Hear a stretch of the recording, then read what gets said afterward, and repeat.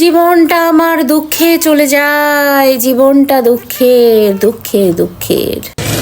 12টা 24 বাজে, আমাকে 1 ঘন্টার মধ্যে রান্না করতে হবে, বাড়ির কাজ করতে হবে। তো চলেন শুরু করি 1 ঘন্টার চ্যালেঞ্জ, করতে পারি কিনা। তো প্রথমে আমি বিছনা থেকে উঠে আমার বিছানাটা গুছায় নিব। ঘুম থেকে উঠেছি অনেক সকালে, কিন্তু ওই শীতের মধ্যে লেপের মধ্যে থেকে থেকে আর উঠতে ইচ্ছা করছিল না, তাই দেরি হয়ে গিয়েছে। আমার না কাজ করতে ভালোই লাগে না, বাড়ির কাজই করতে ভালো লাগে না, মানে সারাদিন শুয়ে বসে থাকি, কেউ মুখের সামনে একটু গরম গরম ভাত দিবে, খাবো।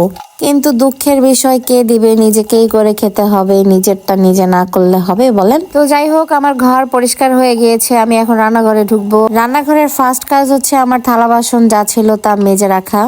থালা বাসন সব পরিষ্কার থাকলে অর্ধেক কাজ হয়ে যায়, বুঝতে পারছেন? অন্যান্য দিনের তুলনায় আমার আজকে থালাবাটি কমই ছিল, কারণ কালকে আমাদের দাওয়াত ছিল, এই কারণে বাসায় রান্নাও হয় নাই, খাওয়াও হয় নাই। রাতে এসে যতটুকু হয়েছে সে কারণে যে কয়েকটা থালা বাসন মাখানো হয়েছিল সেগুলো দিয়ে দিলাম।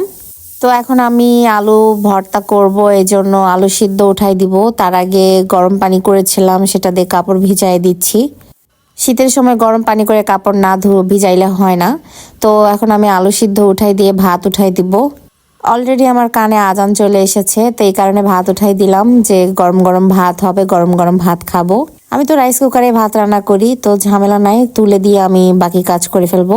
আজকে আর ঘর মুছবো না, শুধু ঘরটা ঝাড়ু দিব, তাহলেই হবে।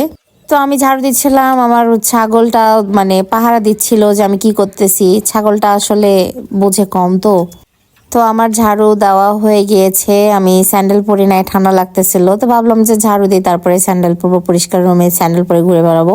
আমার সবচেয়ে রিল্যাক্সিং লাগে আমি যখন ঝাড়ু দেই, ঘরের যত ময়লা আছে সব আমি বের করি, এটা আমার কাছে অনেক রিল্যাক্সিং লাগে। এখন বাজে চলে আসে আমার যুদ্ধ, এই যে ঝাড়ু দিতে যাব, আমার এই ছাগলটা এখন পালানোর ধান্দা করবে, কিভাবে বাইরে যাবে।